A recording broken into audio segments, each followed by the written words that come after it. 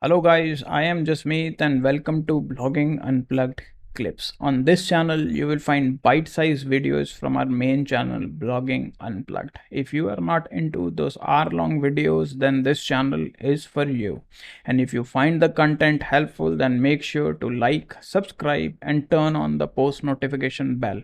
And with that said, let's dive into the video. Now, some of you must be thinking, we used to add the navigation in the customizer and it allowed us to, change name of the navigation as well. So what you can do here is to change the navigation. What you have to do here is you got to select the navigation block over here and then head over to the advanced tab over here, and it will let you change the name of the navigation. Whatever is the name that you want to add over here, you can go ahead and do that. You can rename the menu basically. Another thing is once you have created the navigation, it takes away all of the options and gives you this one. The select menu option is the only one remaining. You can click this option. It gives you two options. Either it lets you select from an existing menu if you want to change it, and the other two options is a tool, which is the create new menu tool and manage menu tools. You know about create new menu option. Let's just click the manage menus option and open it in a new tab. When you click manage menus, it will take you to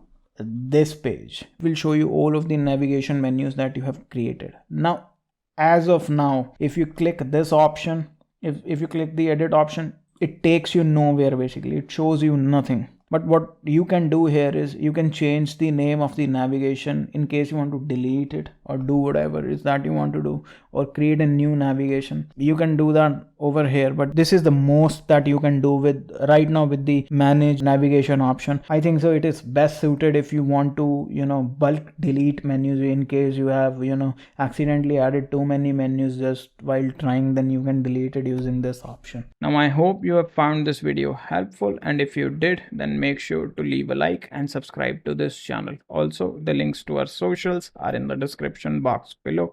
Make sure to follow us on other platforms as well. And with that said, I will see you in the next video.